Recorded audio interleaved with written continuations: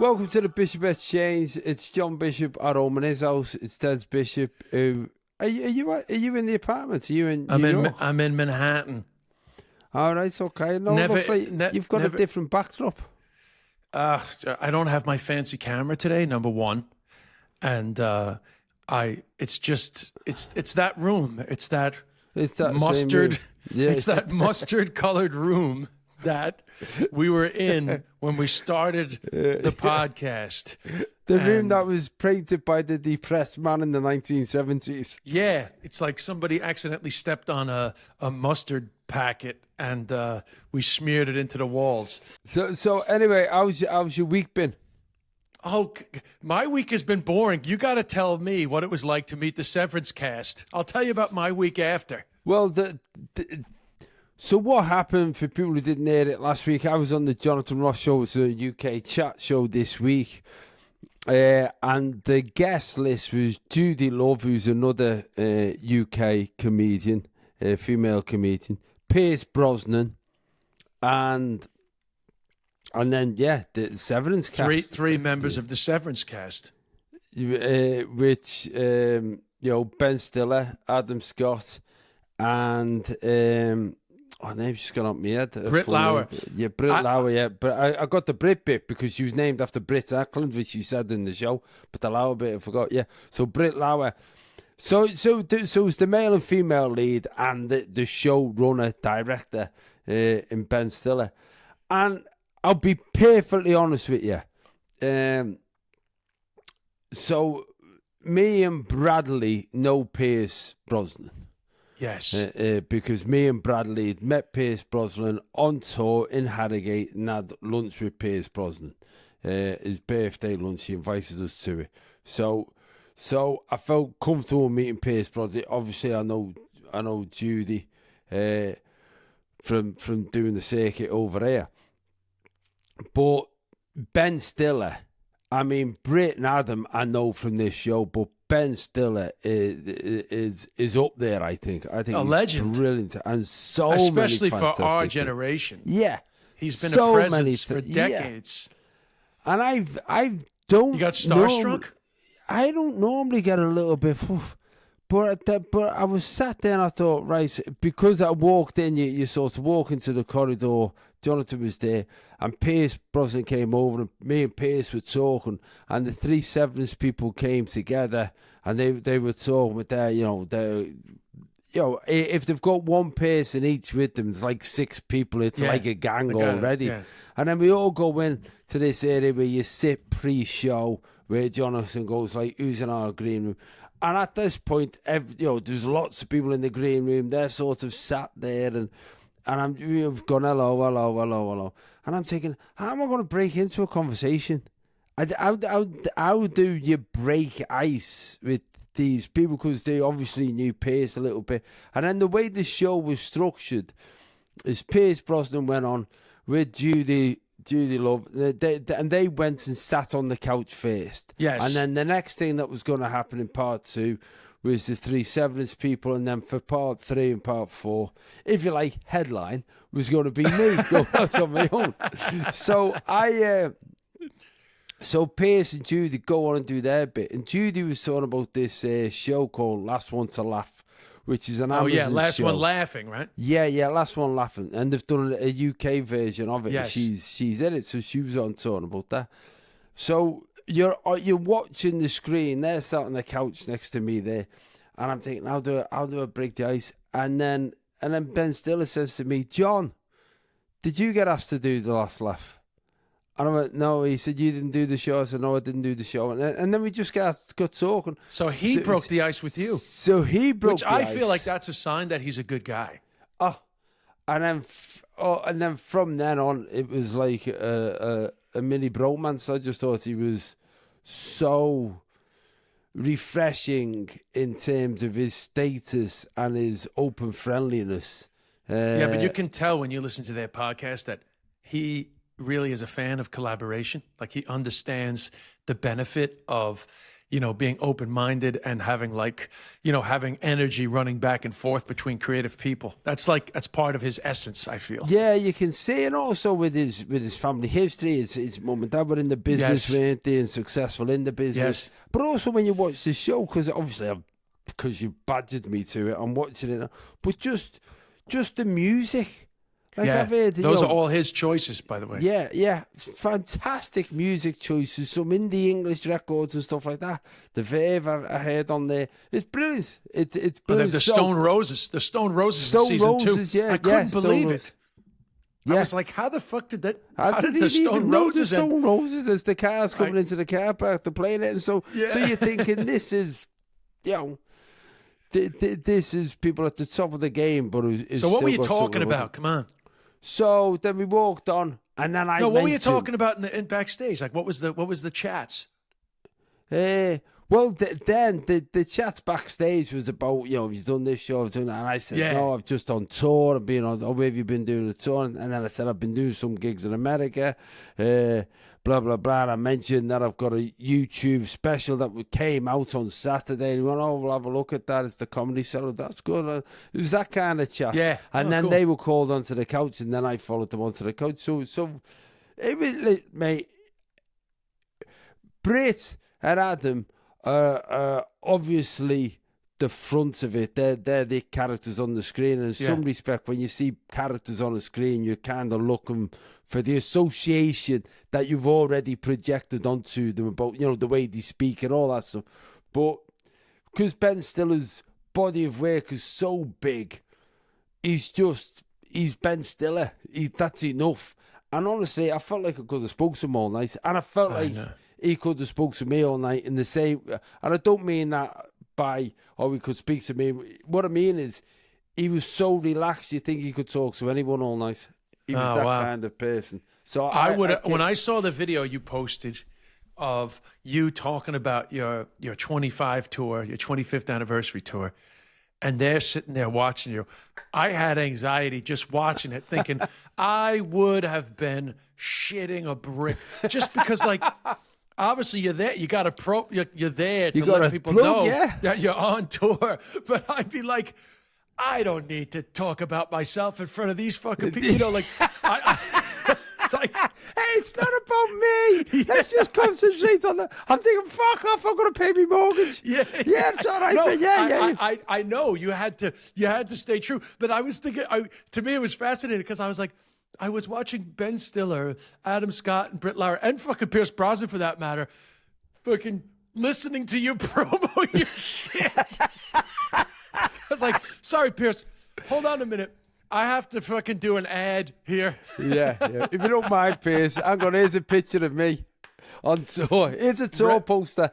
Remington Steele having to wait for your fucking, like. And then the bit that we did as well, sort about Remington Steele, he did a thing at the end, where everyone, it was quite clever what Jonathan did. He sort of said, look, the blue steel look is apparently based on Pierce Brosnan. Is apparently. And when Pierce Brosnan said, someone just said that to me last week, and then they put 2 pictures up, and then we all had to do a blue steel. Oh, I hope we'll be able to. I want to see your blue steel, because I couldn't see it. I can't get the Jonathan Ross show. It. You know what? I'll WhatsApp that bit to you. In fact, Bradley, you can pull it up, can't you, and WhatsApp it on our group. Yeah, because I want to see John's blue steel. I have to say, I was shocked that you left your finger brace on during the Jonathan Ross show. Do you think so? It was on. I saw the clip. Yeah. I know. You know what? But I've dropped out of a motorbike trip because of this injury, and I didn't want the lads to see me on the Jonathan Ross show. Go, there's nothing wrong with him. He hasn't got a brace on at all. What was the first movie that you ever saw Pierce Brosnan in? Do you remember? I know the answer for me, but do you? I saw him first in Remington Steele, but then I saw a movie that came out before Remington Steele, and it shocked me. That's his first. The Long Good Friday. Oh, fuck, yes. With Bob Hoskins. That got mentioned, yeah. That got mentioned. He's an And to IRA. be He's honest an with you, IRA assassin. yeah, I'd forgot that he was in it. And it got mentioned on Friday about being The Long Good Friday. The Long Good Friday was one of my favourite films. And and I forgot that he was in it. He was the assassin. He pretended to be like a gay guy in the pool, and then he kills that guy in the beginning. That's not a spoiler. There's another very important scene, but I'm not going to mention it. But even though he had a small role, he had a very important role in that movie. I came back thinking that's one of the movies. You know when you get a list of films?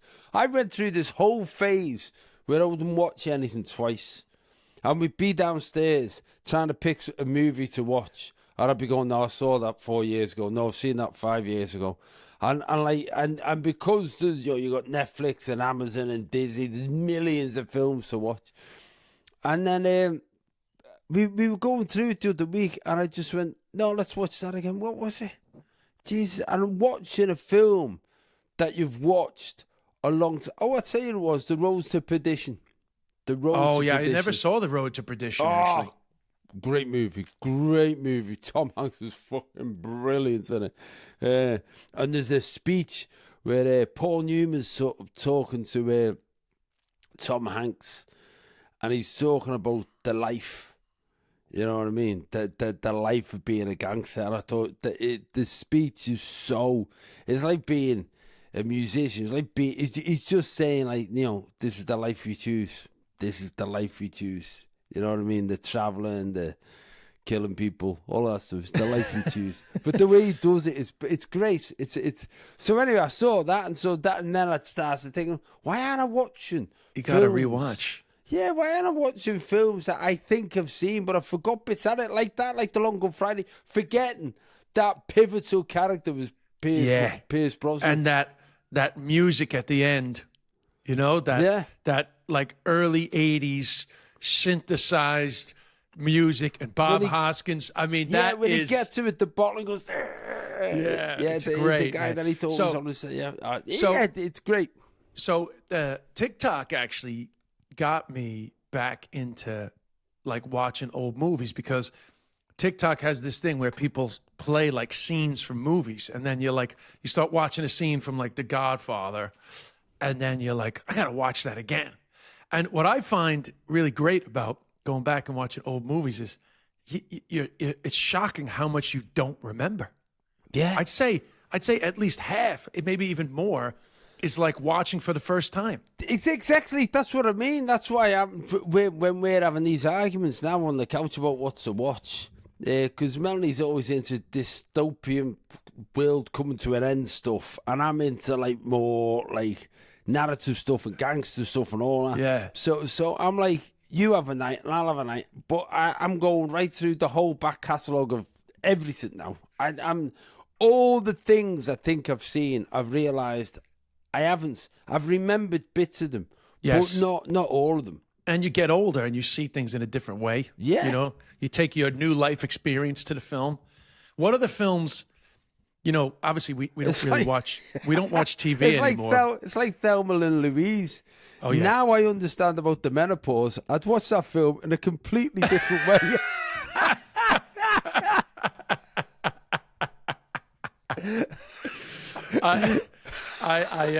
I definitely need to watch Thelma and Louise again. Yeah. I've only watched that once in my life, I think. I feel like most of that movie I wouldn't remember. What are the movies over the years? Like, obviously nobody watches TV anymore, but, you know, not that long ago, we would just be channel flicking. Yeah. And then you would happen upon the movie. Maybe it's already halfway through. That's already started, yeah. But you have to watch it again no matter where it is in the movie. Do you have... I can think of one automatic one, which is The Shawshank Redemption. Yeah. I don't know how many times I've watched that movie. Yeah, that's a brilliant movie. Goodfellas. Yeah, you know, Goodfellas I've watched. Goodfellas was a good movie. That's what I... yeah, that's an easy one to I've go watched back that many times. Movie. Ferris Bueller's Day Off. I've watched Back to the Future. I've watched... Now, Ferris Bueller's Day Off, I haven't. You know why? And I understand why now. Jealousy. I didn't like Ferris Bueller. You didn't like Ferris Bueller? He was my hero. I know, but I didn't like him. I thought he was a bit of a cocky... He was. Yeah. You were right. I know you were right. He was cocky. I only figured that out later on. Slightly entitled. Yep. Bit of a brat. Yeah, but the thing is that you need to see that movie. You're a little older than me. You need to see that movie at the right. No, because you need to see it at the right age. Yeah. Where you need to see it at an where age you where want you're to like, be Ferris Bueller. Yeah, I wanted to be Ferris. Ferris was literally like my life coach in my youth because he was getting away with doing sneaky shit. Yeah. You know? But obviously in adulthood, when you look back, you go, well, he was an asshole. He really kind of treated Cameron like shit. Yeah, he did. He was taking advantage of Cameron. You know, Cameron clearly had mental health issues that were not being addressed, you know? You probably couldn't make that film today. Day off. It was too triggering for so many reasons. Yeah, well, there's a lot of arguments about all those John Hughes movies, but without getting into like anything too heavy, you know, and Jennifer Grey, the sister, she was right to fucking be like, how come this? And let's face it, Jennifer Grey represents the double standard between men and women at that time because it's like, how can he be off? How can he get away with all this shit and everyone thinks he's great, but I'm doing it right and everyone thinks I'm a fucking bitch. Yeah. You know? And talk about sexism, that a drug-addicted Charlie Sheen is the one that makes her realize, oh, I'm uptight. You know, that her being an upstanding member of society and showing up for life she's the asshole. We're both on the same page. We've turned what has been an iconic 80s movie into an abusive relationship. I'll tell you what else I noticed since now that I'm married. But it's funny how, like, Hannah does not love a lot of the movies that I loved at all. Like, Hannah has no time for Scarface. Like, couldn't even finish it. No time for Scarface. Yeah, and then when you watch it, you realize, oh yeah, this is just very like a male violence-fueled movie. And by the way, I'm not speaking ill of it because I still love it. She hasn't turned my opinion on Scarface. But when you try to watch it through the eyes of a woman who just is like appalled by violence, you go, oh yeah, actually, it's over violent. It's funny because that is one of the films that I watched back, and that end scene. Because I remember when I first watched it, I didn't really know that much about, you know, cocaine and all the rest of it. That end scene where he just piles a big massive cocaine and puts his face in it. You think, like, now I look at it and think, whose idea was that? It was great. Just the excess of the time. The excess. Yeah. You know, but also, you know, coincidentally enough, themes that still come up today about, you know, like immigration and crime waves and stuff. But I still love Scarface. But Hannah has no time for it. You know, honestly, Hannah doesn't even really care about like The Godfather.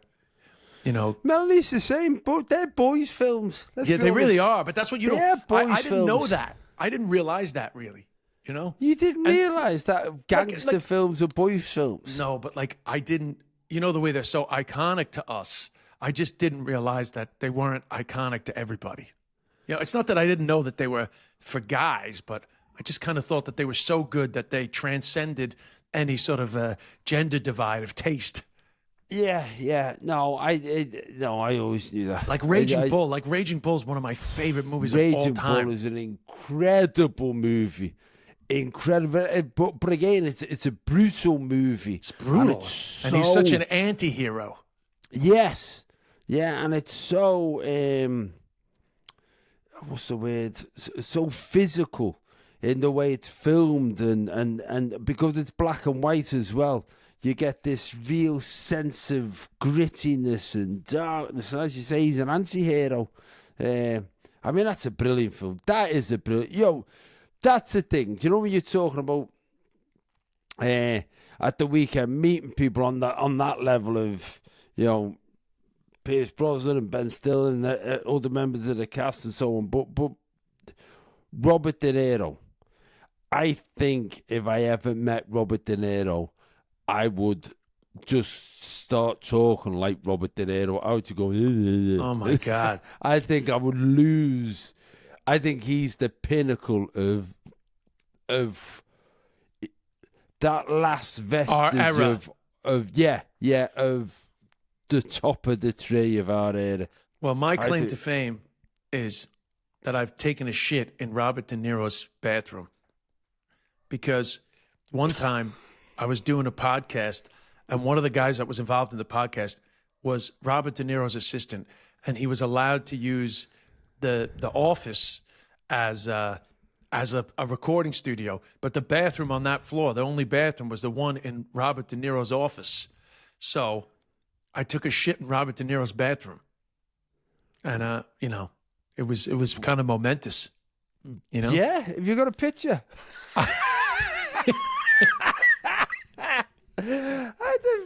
Wow. I can't believe we've known each other this long, and that's the first time you've mentioned that. I know. Yeah, there was like if pictures I had of to like dump in De Niro's toilets, I would have told everybody. I should have taken a picture of my raging bullshit, but I didn't. I didn't get a chance. Did you actually need the shit, or was it? No, I had to take a shit because they didn't. Yeah, they weren't delighted. No, I was going to say they weren't delighted that I needed to take it. They weren't delighted that I needed to take a shit because they had to go to Robert's office. Yeah, so they were like, "Listen, don't." It was like a thing of like, okay, go in there, but like, he doesn't love that we use his bathroom. No. So anyway, I wouldn't love. If I was Robert De Niro, I wouldn't have random people taking shit to me. I mean, I'm not Robert De Niro, and I don't like random people taking shit to me house now. So imagine if you were Robert De Niro. You'd be going, hang on a minute, I'm Robert De Niro. De Niro's been very vocally anti-Trump, though, so I got a lot of respect for that. Yeah, Good. he has not held back. I got a lot of respect now for people that they're not holding back on their criticism of Trump, because it can cause you a lot of stress these days. It kind of went from people on the right being like, we can't say anything anymore, to actually like it can be quite stressful to speak out against Trump because you get such vitriol coming back at you online. But that thing about Trump is interesting. So we put the YouTube special that I recorded at the Comedy Cellar the day after Donald Trump's inauguration. So we put that up at the weekend. And with the YouTube clips, you can, as you know, you can put a little bit of money behind them to boost them so that more eyeballs get on it. So you're kind of paying to advertise it. And it rejected the payments, partly because it said political content, but the political content was only taking the piss a little bit out of Donald Trump, and not severely, but taking the piss out of talking about the inauguration, talking about what had happened the day before, obviously passing an opinion. But I wouldn't say it was like, the kind of stuff that you should expect to be, if you like, refused advertising for. Yeah. But we fell foul of whatever the rules are on YouTube for that. And those companies, for a long time, for various different topics, have been, I would think, overly, they've been too quick to censor stuff. Yeah. Which, there was a time where they were actually censoring a lot of stuff that the right was saying shouldn't be censored. And to a degree, I kind of agree, only in the sense that the backlash to them censoring that stuff, I think, actually caused more harm than trying to keep the information from going out.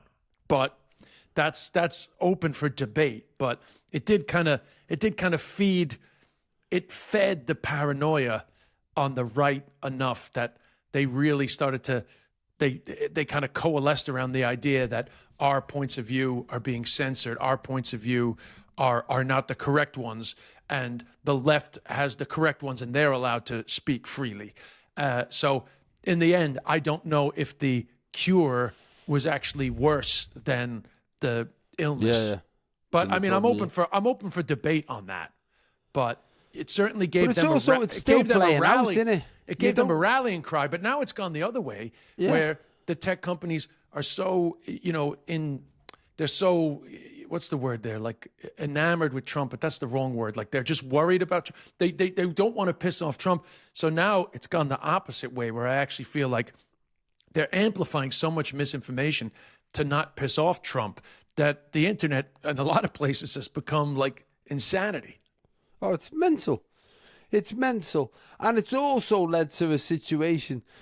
Like, I was speaking to someone today who's going on tour to America, and I won't say who it was because he's going on tour to America, but he was saying, like, I booked this tour a year ago. I'm not sure I would be going now because of the visa stuff, perception of the atmosphere that they're going into, and the visa stuff. He said, like, I've been vocally pro-Palestine. Pro-Palestine and against Trump. He said, if people start going through my Twitter feed, are they going to let me in? Yeah, and that's like, the crazy thing. Where's that coming from?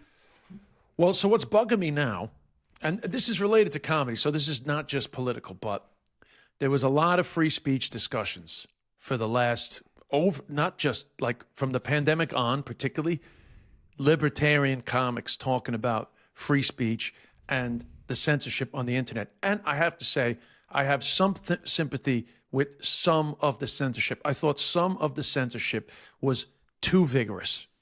People being demonetized. And again, I'm open to all the arguments on that. But they were very much about free speech. And they are not speaking up now about, like, people are not being demonetized anymore. They're being rounded up. Students on actual student visas, not illegal immigrants. Students on student visas are having their visas revoked because they've taken part in pro-Palestine rallies under a very loose interpretation of threat to America laws, suggesting somehow that taking part in a pro-Palestine rally means that you're pro-Hamas and Hamas is a terrorist organization and therefore you are being un-American. I mean, that is insane because the most un-American thing is rounding people up for their political views. Yeah. So I actually think it's very disappointing that the free speech stuff wasn't really about free speech. It was just about, we want to be able to say, our really horrible things without being demonetized. But we're quite happy for people to be rounded up just because they have an opinion on the war between Israel and Palestine. That's crazy. And I feel like even if you're pro-Israel, I feel like you cannot be pro that. And if you are, then you're really too focused on the one issue and not focused on just the greater good of America. Yeah, no, I agree. I agree with that. Very interesting. I listened to a podcast, the Dan Snow podcast, who's an historian over there, and he did a podcast about the Jim Crow laws and how Jim Crow evolved in America. And it was just very, very interesting for an English person to realise that the Republicans were the first ones to actually start wanting everybody to have equality. And the Republicans, it was the Democrats that were opposing certain they were laws. the Dixiecrats, the Southern Democrats. Yeah. So the Dixiecrats, because I didn't know of that thing. Obviously, we see the left and right as it is. Yeah, now. well, that's the modern left and right. I mean, the fact that it used to be that way is kind of irrelevant now. Those parties have just shifted. Yeah, but it's just interesting to hear that phrase. But also talking about how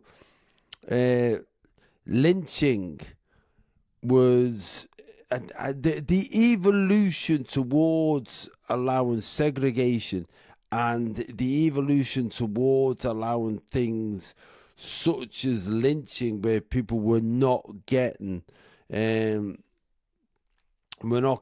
punished for it or arrested for it, and it was almost being validated because they had the 14th Amendment was saying something along the lines of that if the state discriminates against somebody, then it's illegal.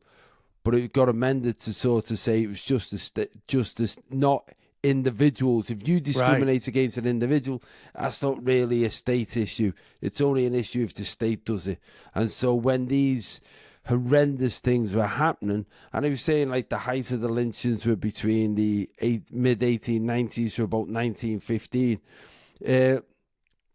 it wasn't deemed, there wasn't a law against it because the 14th Amendment had been changed in order to make sure that it was, if the state had been doing the lynchings, then it would have been against the law.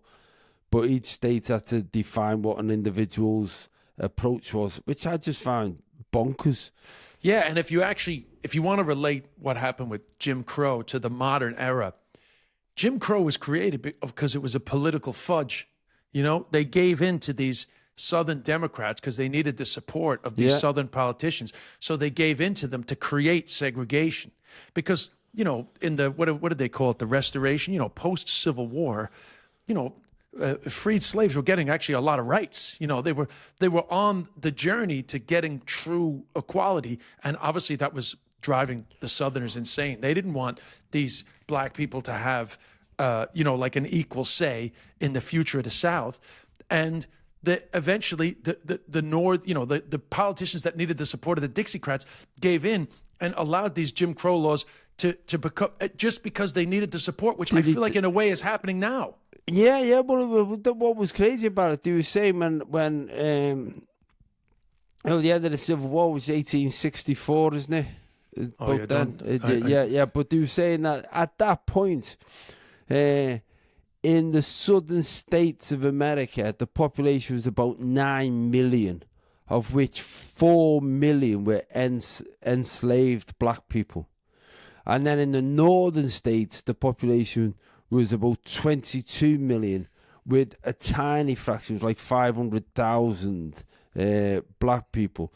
So when the change happened, the change in society to release these people from enslavement and then give them rights was, you know, in the north, it wasn't felt as much as it was in the south, because it was all literally, you know, almost 50% of the population were all of a sudden had a different status than what they'd had the year before. And so that you can see was such a social shift. And then with this resurrection period where they were trying to get everything going, and that's when it started to become fractured. And as you said, concessions were made. And you know what started it? The trains. It was amazing that there was in the transit, the trains were the main, you know, interstate or long distance transport, and you could pay to go into a first class cabin and sit in first class, and in the second class cabin, this historian was saying, look, you know, they were like knife fights and drinking and all kinds of things going on. They were rough. So if you could get into the first class cabin, it was a completely different experience, very relaxed, you know, some privacy. So what happened is some black people were earning enough money to buy a ticket into the first class cabin, but then whites were objecting to it. So then they started putting pressure on the train companies to say, you can't have black people travelling in first class with white people. To which, to be fair to the southern states, they turned around and said, well, no, because they've bought a ticket. And the train companies said, we're not going to kick them off. They've bought a ticket. If they've bought a ticket, they've every right to travel in them. That's the way the Constitution is. And I'm talking this about the 1870s. And then what happened, there was a lot of pressure put onto the train companies to offer a separate first-class carriage. Oh, which that's they were very reluctant to do because of the cost. But a lot of pressure was put on them to make that happen. And that's where it started becoming a thing, segregation and separation. And I couldn't believe how far it went. Like they were saying in the courts, there used to be a separate Bible to swear on. Yeah. To put your hand on. That level of institutional racism, which you again, it's not that far ago. No, and America's inability to come to terms with that is still driving so much of the division in America today. And it's so, you would think that there was a time where we were moving further and further to a sort of a post-racial America. And that momentum stopped somewhere, probably right around the time that Obama finished. And it's been going the other way ever since, I feel. I feel like America has become more divided. But all that history is pretty fascinating. And just so integral to what America is. And the Great Migration, which I never knew about until very recently, the great shift of the black population from south to north, is like such an important social evolution, because so much of modern day society is a product of that migration. Because the American story is always, it's a melting pot, right? People came from Europe, and give me you're hungry, you're tired, you're poor, you're huddled masses. It was all about people coming off of boats. But really, the undertold story was the people getting off of trains and, you know, eventually getting off of buses, coming from south to north, and making modern America. That was actually, I would say, as equally important a migration as the migration from Europe. And I do find it fascinating and a little scary that you can still see the seeds of that history maybe re-emerging. History is just reminding you what the future could be if you take one step this way or one step that way. Now, let me ask you a question. Go on. Have you ever sent a text to the wrong person? Like, in other words, have you ever sent a text to the person the text was about, which, of course, David O'Doherty had a great song about years ago? Have you ever accidentally added somebody to the group chat that shouldn't have been in it?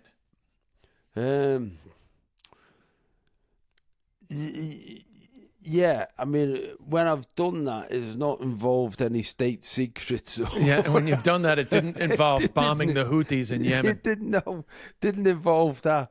No, I don't know.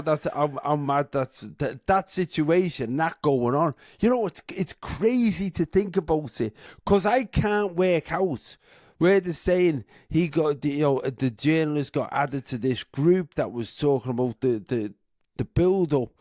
I can't work. Like, I've got a lads WhatsApp group, and every now and again, you have a little look just to check who's in it. Do you know what I mean? Somebody, you'd have thought somebody would have gone, who's actually on this group? Yeah, like, now that we're talking about, like, bombing people, like, do we want to just give a double check? Just have a little look, you know what I mean? And like, the fact that someone got added, and again, I don't think there's ever been an explanation. It's not like his name was like someone else's name. I just don't know how that process to add him onto the group happened. But well, then, the guy that added him has been, like, given word salads, all throughout the week. So he was trying to give the excuse that his number must have been under the wrong name in his phone. That's what he was trying to say. Because then he was trying to say, because I never got this guy's number. But of course, Goldberg came out and said, he's full of shit. I've met him many times and I've given him my number. And of course he had my number. It's just like, honestly, it's just a bunch of fucking boomers that don't know how to use technology. I know. It's mad, isn't it? On the Signal app, but what I don't understand is that's clearly a fuck up, right? And they've spent the last week and a bit, just coming up with all their excuses. And they know, this is the problem with modern politics, right? They know that America's so divided that in the end, the people that matter to them are not going to give a shit. No. People, in fact, Melanie said that. She said what used to happen is when something happened in politics, you would have to come up with an answer. Whereas now you just have to go, it wasn't that. It wasn't that. No, that didn't happen. Yeah, no, that didn't happen. Say that enough times, and then 3 days later something else would have happened, and it's off the news. Deny. I mean, Trump's basically whole presidency is about rewriting the history of, what went down before. Right? So he just pretends that January 6th was like a peaceful protest, and he gets rid of all those guys. But then some poor fucking 21-year-old fucking foreign student that happens to fucking hold up a fucking Free Palestine poster is now being fucking, deported for being un-American, when fucking literally people were like, scaling the halls of government, vandalizing the actual government during the transfer of power, but they're fine. But some poor fucking kid, like, even if you don't agree with their position, it's like, they're kids. They're gonna like, be excited about being part of a movement. It's not a crime. Imagine if all of a sudden your phone bleeps. You own information that means you know some people are likely to get die. killed. They're going to die if they're going to be injured at the very least, but you know some people are going to get killed, and you've got that information. And whether you agree with it as a policy or not agree with it as a policy, very few people ever know someone else somewhere is going to get killed. But I think he was waiting to see if this was like real. And then lo and behold, almost to the minute, shit was getting blown up. So then he was like, holy shit. But he took himself out of it, though. Yeah. I mean, can you imagine the freak attack that they had when after the bombs went off, they get a message, something Goldberg has left the chat? So did he leave the chat? Goldberg left the chat after, yeah. But I don't know if they knew that he left the chat. Oh, my God. So I suppose that's been dominating all the news over there. Yeah, that was huge, man. But the news was insane. Frankie Boyle made the point that like we care more about the mistake rather than the fact that it's also about like extreme violence. But the trying to make it seem like it wasn't a big deal. Like honestly, it just shows me how incompetent the regime is. Because he would, rather than admit he's wrong, Trump would rather hang on to this dead weight, you know, which is that's not good. That's not good leadership. Like people that are doing this are not serious enough people with a job that's that important, you know? He loves the flag, Hesketh, doesn't he? Oh, yeah. He loves the flag. I mean, he's very unqualified. Yeah. But my brother Aiden was pointing out that I could play him in a movie, actually. Why? You know, I just, you know, the way he has the hair back. Yeah, he has the hair back, yeah. Yeah, I'm pulling my hair back now for the people that aren't watching. And I feel like we have a similar bone structure. Similar bone structure. I just have to get a Christian. I have to get a Christian nationalist tattoo, and then I could do it. Yeah. Also completely unqualified for the job that you do. 100%. Completely unqualified to be talking about world affairs and African-American history on a fucking podcast. Exactly. What are we doing? But like he's always got the flag somewhere, and he's got like a pocket square handkerchief with the flag on, or a cap with the flag on. He's always displaying the flag. You know? I mean, he. Listen, I don't know. I think we're very, very blessed with the job that we've got, because you can walk on stage and still, at the moment, get away saying almost anything. But it doesn't mean that everyone's going to hear you. As we've seen, if you say something negative about Donald Trump, you're not able to push your thing on YouTube. Everyone's going to be aware of it. Everyone's got to be aware of it. It seems like a very distant thing right now, but you know, it's not that distance. It's you. If you allow things to get reduced, just freedoms to get reduced 1% a day, just a little bit. It doesn't take long until they're all gone. Just crazy. But what about the stuff. Greenland thing? Well, that's another bonkers thing. Like, what the fuck is that? It's insane. But and then they all just have to. They all just have to go along with it. You know, they all just have to go along with his madness. It's crazy. It's not the first time you've tried to buy Greenland. Oh, he tried to buy it before, didn't he? No, Americans tried to buy it in the past. Oh yeah, tried to buy it a couple of times. Yeah, 1936 and I think 40, just at the end of the First World War again. They should have tried buying 2008. 2008 was the time to buy. That was Iceland when it crashed. But with Greenland, so there's only 58,000 people live there. I wasn't speaking specifically. Oh yeah. But the Greenland, there's only 58,000 people live in Greenland. Yeah, 58,000 people, and you think, okay, if you look at the reserves that are meant to be there and the value of it. You can almost see why someone's going to go, we'll just give them all $1 million each, or $2 million, or $3 million. How many people do you have to pay off in Greenland to own Greenland for them to vote to go with Greenland? And they must hey, here's $1 million to get off this fucking frozen fucking tundra. Yeah. I mean, every picture you ever see of Greenland, you think, fuck, why would you live there? But well, I guess because the world is melting, so eventually Greenland will be the place. And you know to be. why it's called Greenland? No. So Greenland was. Look at John. John, you're like fucking Mr. History today. I know, because I've been listening to history podcasts. Because like you, I started a degree in history. I love history, but Greenland was actually founded by a fellow called Eric the Red. Oh, I know about Eric the Red from watching Vikings.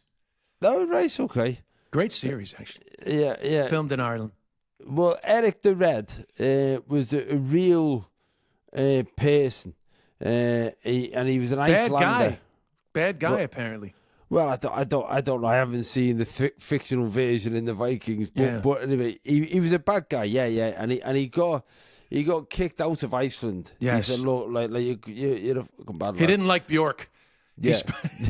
He wrote a bad tweet about Bjork, and so we're talking. I think this is at the early 1400s. So they kicked him out and said, look, you're going to have to go somewhere for 3 years. Don't come back for 3 years. And so he sailed west and he hit Greenland, and what he called Greenland. And he thought, right, this could be another sort of principality. So then he sailed back and told everybody of this luscious land that he called Greenland, and got people to come back with him to set up. Oh, so he lied. So he lied. So that's how it's got called Greenland, because he told everyone it was green. And then apparently his son Leif Erikson was the first one to go to the States. Yeah. But I only know that from Viking. I'm not great on Viking history, but I've been watching Vikings Valhalla, and then I but that's like saying I watched Spartacus. But actually, here's the thing. Vikings, the series, originally was a co-pro between Netflix and the History Channel, or actually maybe even between Irish TV and the History Channel.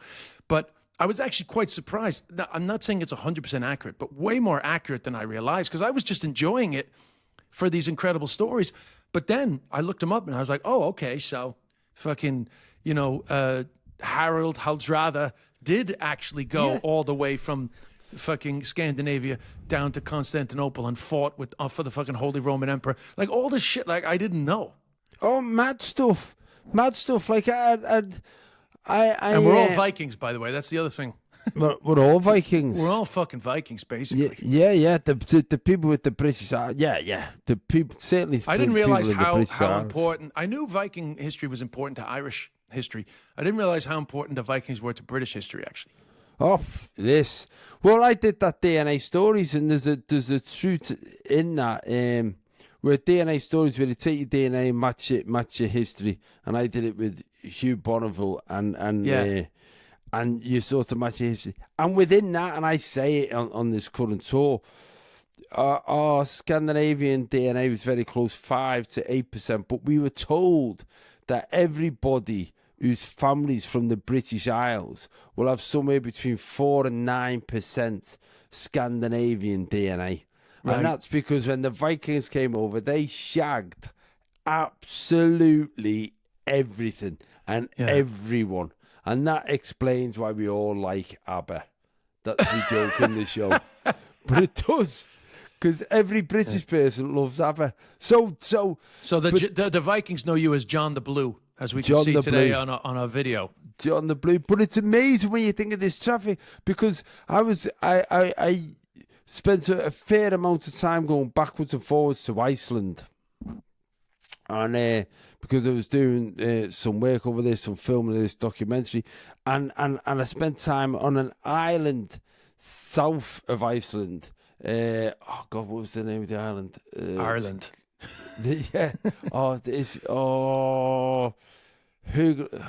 Hugla or something like that. It's a tiny island. Only 4,000 people live there, and but they were invaded by Algerians in the 1500s.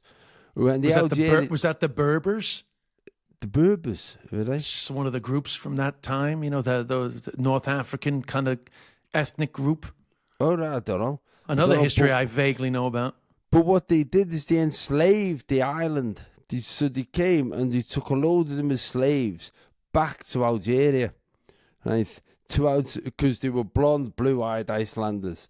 And they worked as slaves in Algeria. And then some trade thing was going on about 10 years later. And they tried the Iceland as a country, because it was all part of Denmark, and then said to the Algerians, give us them back, give us the citizens back. And the Algerians said, okay, but you're going to have to pay us because they're slaves, and they're exotic slaves because they're blonde hair, blue eyes and all that. And so all of this went on. And then when they said to them, right, we've managed to get you so that you can come back to Iceland, they went, no. Why have you been negotiating on our behalf? We live in Algeria in the sunshine, dickhead. And they didn't go back. That's like when they said to the Irish people in Australia, hey guys, you're not criminals anymore, you can go home. They were like, fuck off. We'll sing the Fields of Athenry over here. Thanks very much. Absolutely fine. Don't you worry about it. We've got whiskey here as well.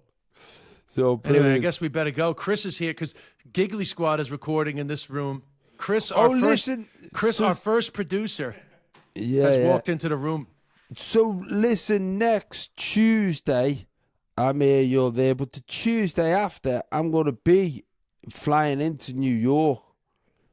Oh yeah, on Chris, the Tuesday. Chris can't hear me, but John is currently trying to organize hiring you for a session. A week, 2 weeks from tomorrow, but we'll discuss it off air. But Chris is here getting ready to. It'll be I can tell you right now, the history of Icelandic slaves will not be coming up on the next Giggly Squad episode. I've got to be honest. this show has gone all over the place, and we're probably going to get fact checked by everybody. And go, all your fucking pseudo history bullshit. Fact checked us in the Spotify comments, but hey, you know, we're trying to shoot talk the breeze. Exactly. Well, anyway, I guess we better go. We've been talking for quite a while. Can I just ask, Bradley, is there anything that you want from us or need from us? Because you've been sat there listening all the way through this. Poor Bradley. Wake up. Bradley, wake up. Good morning. I think we've got a lot of chat. No, it was a good chat, man. It was a good chat. You got to be confident to have mature chats, you know? And it's just as we started this off to say we're going to be two middle-aged men talking about the stuff middle-aged men care about. Exactly. We both love history. Yeah. You know. So anyway, listen, guys. I'm in Chicago this weekend. This will be out on Wednesday. So if you happen to be in the Detroit area, I'll be in Royal Oak, Michigan. Otherwise, I'll be in Chicago. They're selling out fast. Thursday night's probably going to be the one where you'll be able to get tickets. And after that, loads of dates on my website. Check it out. Anything to plug, John? No, your special. Really. The special's on YouTube. Get onto YouTube. The YouTube special. We're honest to God so pleased. It went up on Saturday. We're recording this on Monday. We've already got nearly enough 12,000 views, which surprised me. That's great.